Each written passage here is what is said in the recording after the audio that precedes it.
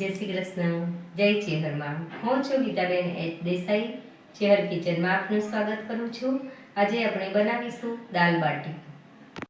જો તમે જોઈ શકો છો, આપણે દાલ બાટી બનાવવા માટે આપણે અહીંયા દાળ લીધી છે. આ છે તુવેરની દાળ, પોણી વાટકી જેટલી છે. આ છે મિક્સ દાળ અડધી વાટકી, અને અડધી વાટકીથી પણ થોડી એ આપણે અહીંયા મગની દાળ લીધી છે. આવી રીતે આપણે મિક્સ કરીને દાળ બનાવવાની છે. હવે આપણે આ દાળને કુકરમાં નાખીને પહેલાં ધોઈ લઈશું. બધી દાળ અહીંયા મિક્સ કરી લઈએ. જુઓ, આવી રીતે આપણે બધી દાળને મિક્સ કરી લઈએ અને હવે આપણે એને ધોઈ લઈશું. જુઓ, તમે જોઈ શકો છો, આપણે દાળ બનાવવા માટે અહીંયા દાળ ધોઈને બાફવા માટે મૂકી દીધી છે. એમાં આપણે 1 ચમચી મીઠું એડ કરીશું અને અડધી ચમચી જેટલી આપણે હળદર એડ કરી દઈશું. હવે આપણે આને ઢાંકણ બંધ કરીને 4 થી 5 સીટી આવવા દઈશું. જો તમે જોઈ શકો છો, સૌથી પહેલાં આપણે હવે લોટ બાંધી લઈએ બાટી માટે. આપણે અહીંયા પોણા બાઉલ જેટલું ઘઉંનો લોટ લીધો છે. આ છે આપણે સોજીનો લોટ, આટલો લીધો છે. આપણે મીઠું સ્વાદ પ્રમાણે નાખીશું. આજમો આપણે લોટ બાંધીએ એમાં નાખવાનો છે, અને મોણ માટે તેલ. તો સૌથી પહેલાં આપણે આમાં લોટ લઈ લઈએ. આ છે સોજીનો લોટ, આપણે એમાં ઉમેરી દઈએ. આજમો છે, આપણે હાથથી ક્રશ કરીને લઈ લેશું. અને આ છે મીઠું. મીઠું આપણે સ્વાદ પ્રમાણે નાખીશું.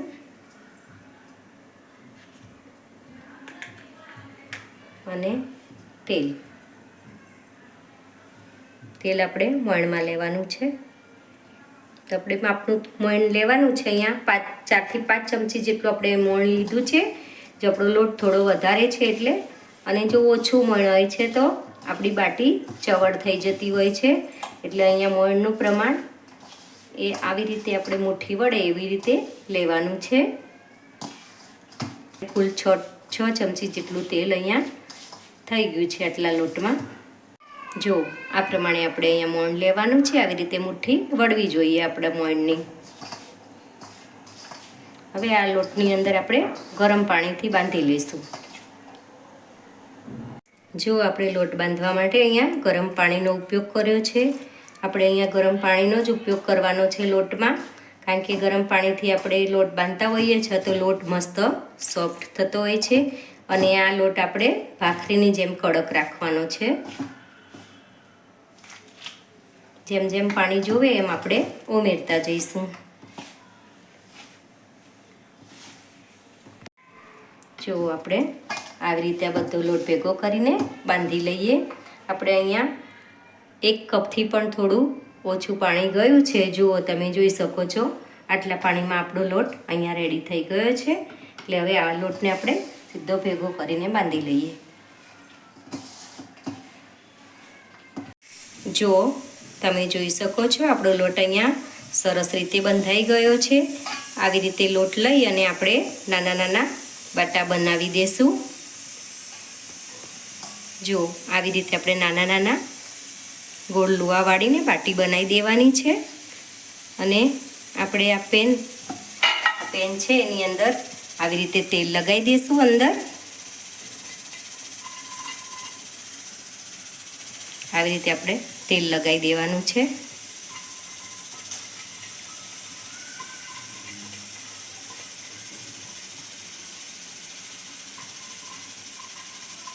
અને આવી રીતે બાટી બનાવીને આપણે આની અંદર ગોઠવી દેવાની છે. જોઈ શકો છો, આપણે આવી જ રીતે બધી બાટી બનાવી લઈશું. જો તમે જોઈ શકો છો, આવી રીતે આપણે બાટા બનાવી દીધા છે અને પેનની અંદર મૂકી દીધા છે. હવે આપણે આની ઉપર તેલ લગાવી દઈએ. આવી રીતે બધા બાટા ઉપર આપણે તેલ લગાવી દીધું છે. અને હવે આપણે આને ગેસ ચાલુ કરીને મૂકી દઈશું ચડવા માટે. જો આપણે અહીંયા ફાસ્ટ ગેસ ઉપર મૂકી દેવાનું છે. 5 મિનિટ ફાસ્ટ ગેસ ઉપર મૂકીશું. પછી એ બાટાને આપણે ઉલટા કરી લેશું. તો થોડો ધીમો કરી લેશું ગેસને. જો તમે જોઈ શકો છો, જે દાલ બાટી આપણે પેનમાં ચડવા મૂકી દીધી છે એનો એક ભાગ સરસ રીતે ચડી ગયો છે. તમે જોઈ શકો છો. આપણે આને ઉલટાવીને જોઈ લેશું. જો સરસ બ્રાઉન કલર અહીંયા થઈ ગયો છે આપણી દાલ બાટીનો.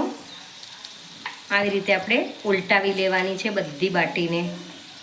એક ભાગમાં આપણે ચડી છે ને હજી એક ભાગમાં ચડવી લઈશું. જો આવી રીતે આપણે ઉલટાવી લઈશું બધી બાટીને. હવે આપણે આને 5 મિનિટ માટે ધીમા ગેસે ચડવા દઈશું ને આમ ફેરવતા રહેશું ચડે ત્યાં સુધી. જો તમે જોઈ શકો છો, આપણા બીજા ભાગમાં પણ આવી રીતે બ્રાઉન કલર આવી ગયો છે. અને હવે આપણે આને ઉલટાવતા રહીશું કે જ્યાં જ્યાં આપણને કાચું લાગે છે ત્યાં ત્યાં આપણે આવી રીતે ઉલટાવતા રહીશું. જો તમે જોઈ શકો છો, આવી રીતે આપણે જ્યાં જ્યાં કાચું લાગે ત્યાં ત્યાં આપણે ફેરવતા રહીશું. એ રીતે આપણે બધી બાટીને ચડવી દઈશું. જો તમે જોઈ શકો છો, આપણી બધી જ બાટી અહીંયા બંને સાઈડ સરસ રીતે ચડી ગઈ છે. તમે જોઈ શકો છો. આપણે આગળ પાછળ જોઈ લઈએ.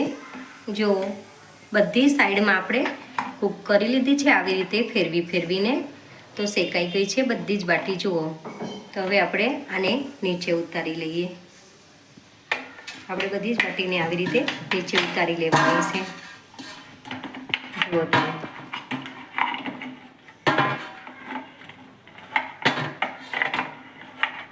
બધી જ બાટીને આપણે આવી રીતે લઈ લઈએ. જુઓ.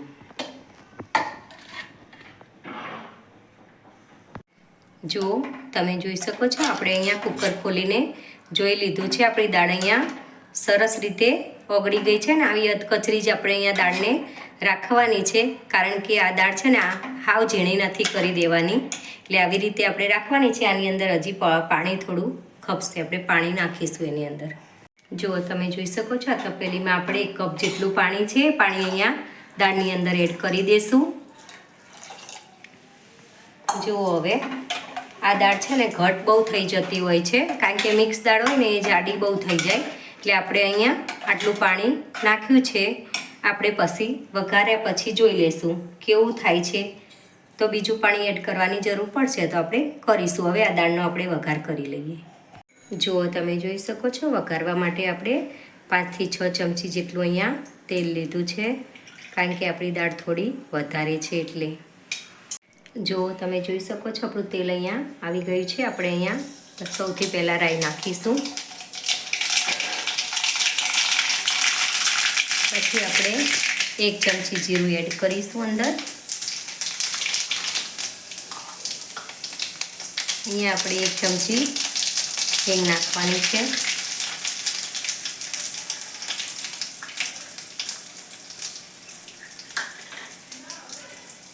અહીંયા આખું લસણ નાખવાનું છે આપણે વઘારમાં.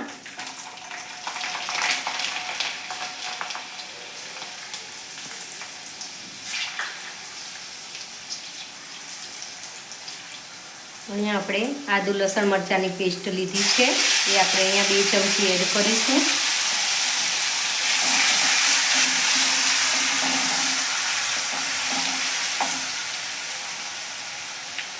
હવે અહીંયા આપણે લીમડો નાખી દઈશું. લીમડો બળી ના જાય એટલા માટે આપણે પાછળથી નાખ્યો છે. અને અહીંયા સૂકું 1 મરચું લીધું હતું, એના 2 ટુકડા કર્યા છે, અને તજપત્તા.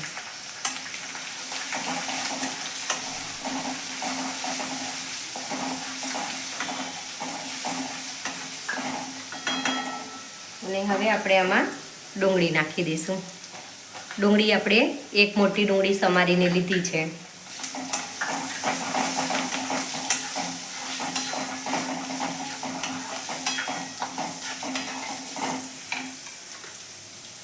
હવે આપણે આમાં લીલા મરચાં એડ કરી લઈશું.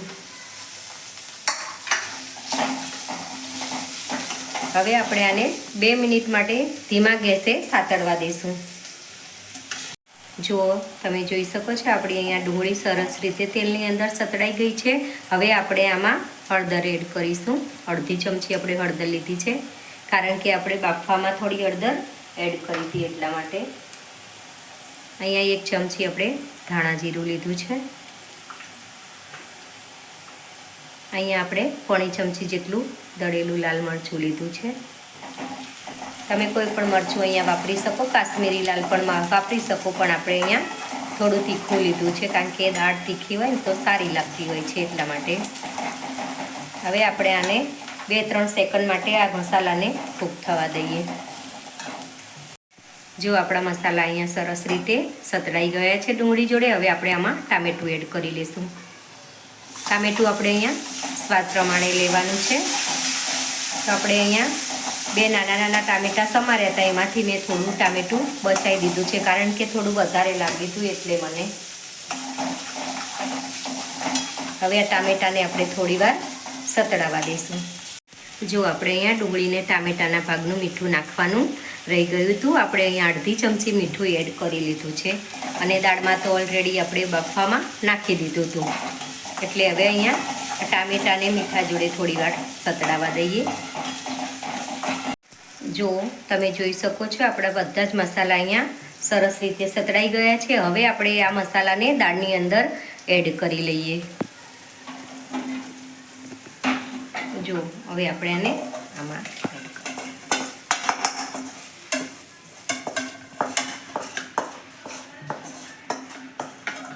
અને આવી રીતે આપણે અંદર હલાવી લઈએ અને થોડી વાર 2 મિનિટ માટે આ દાળને મસાલા જોડે ઉકળવા દઈએ. એ પહેલાં આપણે એની અંદર થોડી કોથમીર એડ કરી લઈશું.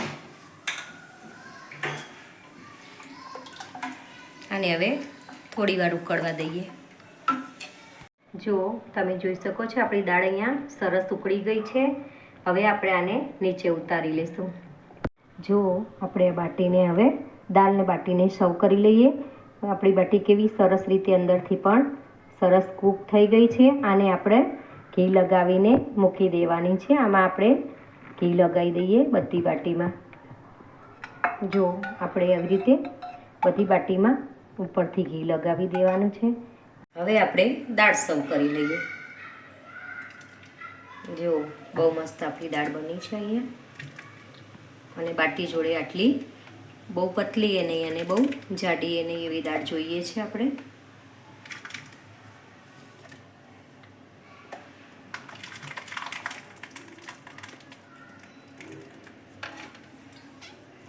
હવે આપણે એની ઉપર કોથમીર છાંટી દઈશું.